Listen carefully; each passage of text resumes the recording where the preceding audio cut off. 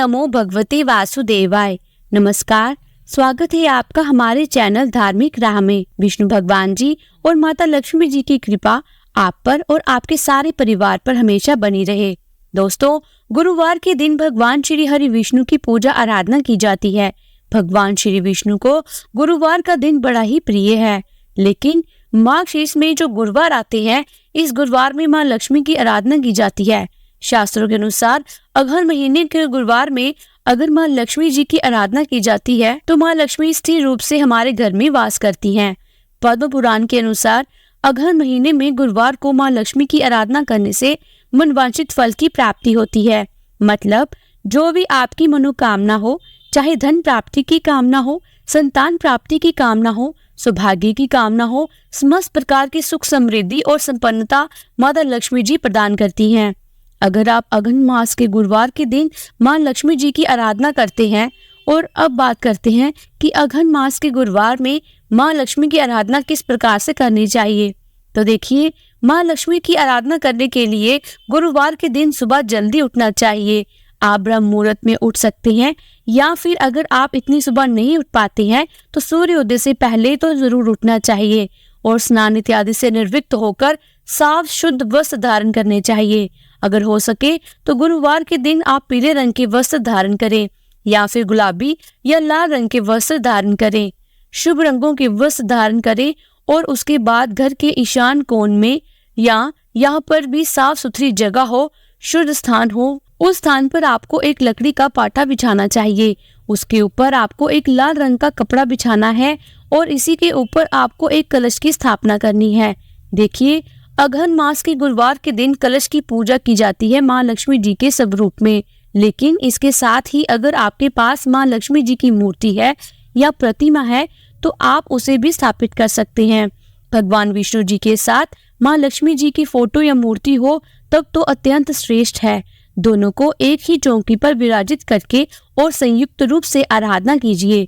अगहन मास के गुरुवार के दिन माता लक्ष्मी जी की विशेष कृपा आपको प्राप्त होती है। गौरी गणेश की पूजा की जाती है और कलश की स्थापना इस व्रत में अत्यंत आवश्यक है। तो कलश के लिए आपको सबसे पहले एक पात्र लेना है।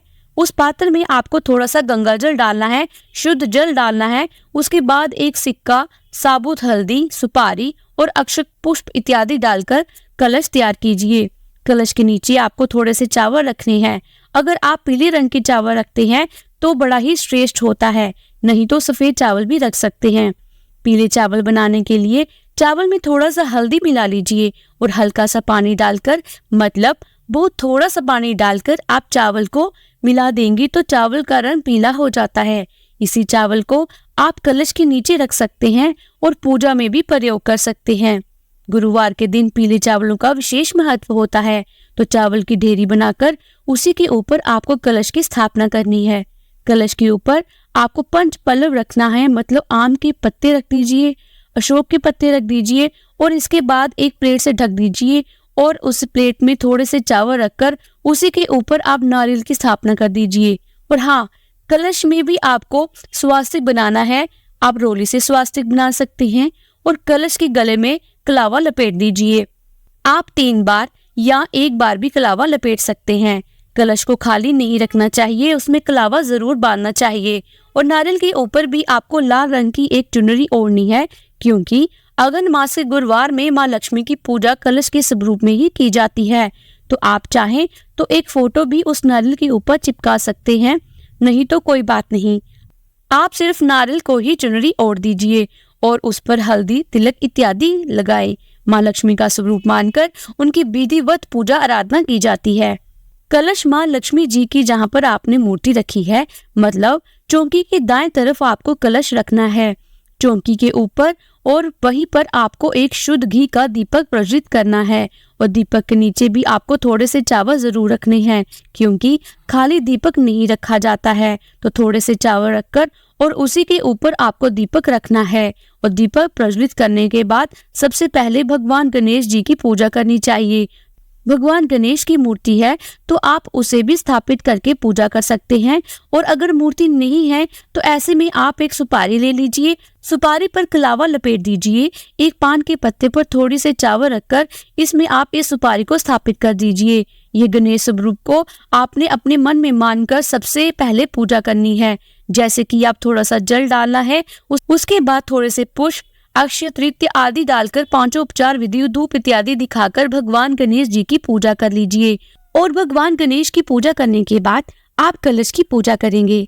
कलश पर धूप, दीप, अक्षत, पुष्प की सभी चीजें अर्पित करेंगे, क्योंकि कलश को ही माँ लक्ष्मी का स्वरूप माना जाता है इसमें।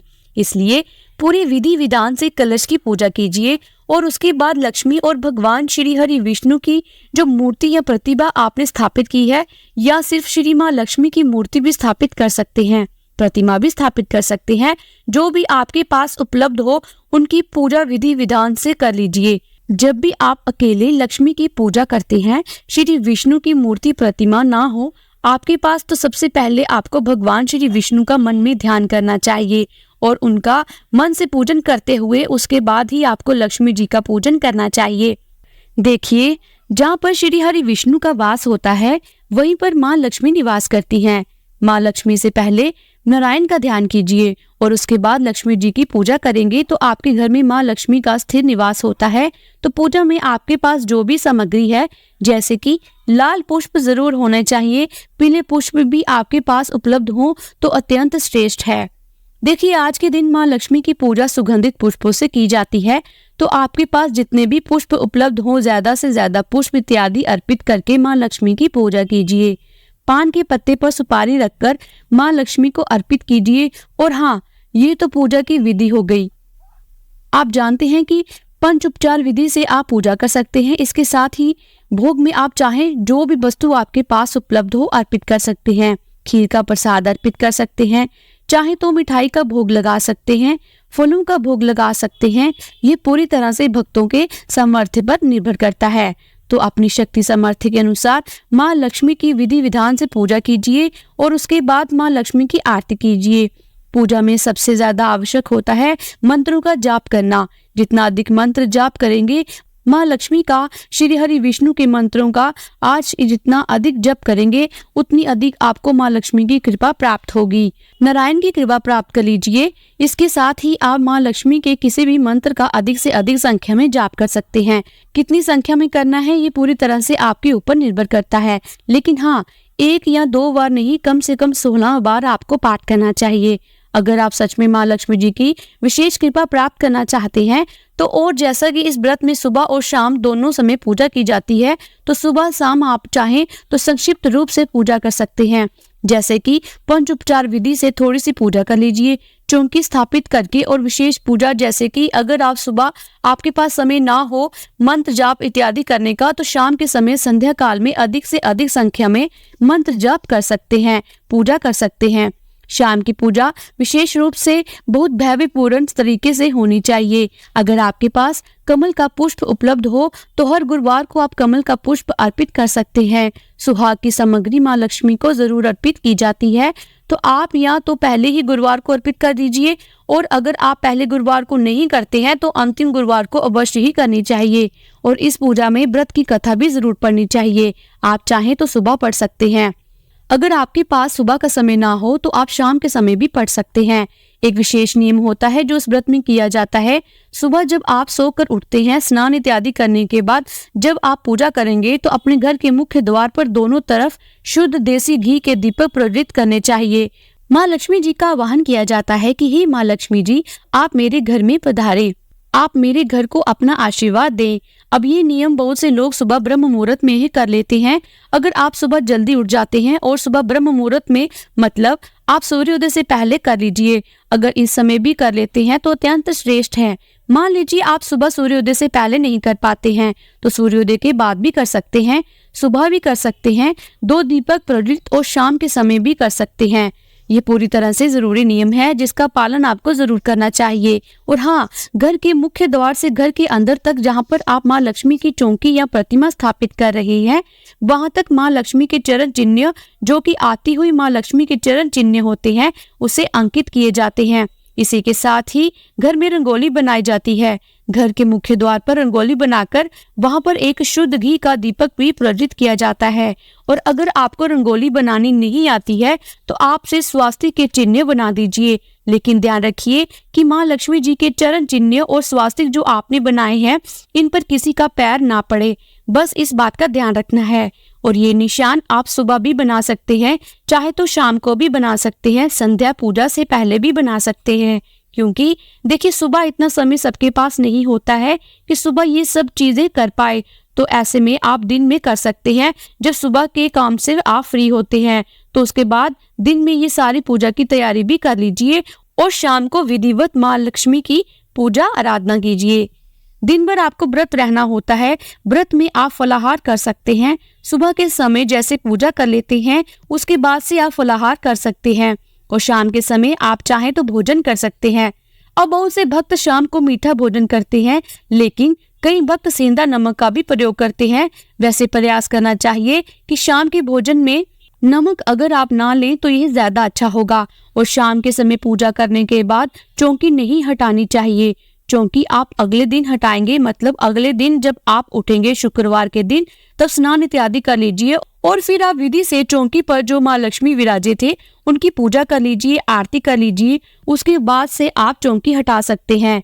आप चौकी पर रखी हुई सामग्री का क्या करना है, देखिए कलश के नीचे जो हम चावल रखते हैं वह आप पक्षियों को डाल दीजिए।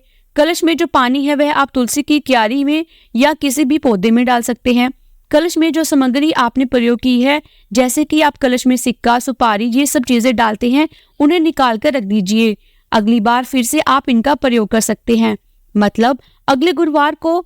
और नारियल, चुनरी, ये सब चीजें भी आप प्रत्येक गुरुवार को इसी नारियल का प्रयोग करेंगे। आपको बार बार नारियल या चुनरी खरीदने की आवश्यकता नहीं है। चौकी पर जो कपड़ा आपने बिछाया है ये भी आप प्रत्येक गुरुवार को प्रयोग कर सकते हैं। आप अभी उठा लीजिए, धोकर रख दीजिए। अगली बार पूजा में फिर से इसका प्रयोग कर सकते हैं। और माँ लक्ष्मी की मूर्ति, प्रतिमा जो भी आपने वहां रखी है वहां से उठाकर वापस यथास्थान अपने घर के मंदिर में रख दीजिए। जहां जैसे विराजित है वैसे ही रख दीजिए। और हाँ, एक और बात, अगर आप व्रत नहीं कर पाते हैं किसी भी कारण से, तब भी आप पूजा आराधना कर सकते हैं। चौकी लगाकर भी पूजा कर सकते हैं। बिल्कुल विधि विधान से सारी पूजा जैसे मैंने बताई है आप कर सकते हैं। सात्विक भोजन रखिए, मतलब उस दिन लहसुन प्याज का त्याग करके शुद्ध और सात्विक भोजन करके आप दोनों समय की पूजा कर सकते हैं। माँ लक्ष्मी की विशेष कृपा प्राप्त कर सकते हैं। तो व्रत करते हैं अत्यंत श्रेष्ठ, व्रत नहीं करते हैं तो भी पूजा जरूर कर लीजिए। अगर आप चाहते हैं कि माँ लक्ष्मी जी का स्थिर वास आपके घर में हो तो भी आपको पूजा जरूर करनी है। सुबह शाम दोनों समय माँ लक्ष्मी के मंत्रों का जाप कर सकते हैं यथासंभव। और मान लीजिए आप इस प्रकार से चौकी लगाकर पूजा नहीं कर पाते हैं, व्रत नहीं कर रही हैं, तब आपको चौकी लगाना अत्यंत आवश्यक है। लेकिन अगर आप व्रत नहीं कर रहे हैं तो बिना चौकी लगाए भी अपने घर के मंदिर में बैठ जाइए, हाथ पांव धोकर शाम के समय और सुबह भी आप लक्ष्मी के मंत्रों को अधिक से अधिक जप कीजिए। माँ लक्ष्मी का अपने घर में आवाहन कीजिए, इससे भी माँ लक्ष्मी जी का आपके घर में स्थिर वास होता है। अगर आपको आज की वीडियो थोड़ी सी अच्छी लगी हो तो वीडियो को लाइक कर दीजिए, क्योंकि इससे हमें ये पता चलता है कि आपके लिए वीडियो कितनी उपयोगी है। और इस वीडियो का ज्यादा से ज्यादा शेयर कीजिए। और चैनल पर पहली बार आए हैं तो चैनल को सब्सक्राइब कीजिए और बेल आइकन को प्रेस कीजिए। जल्द ही मिलती हूँ आपसे अगली एक नई वीडियो के साथ। तब तक के लिए जय श्री कृष्ण।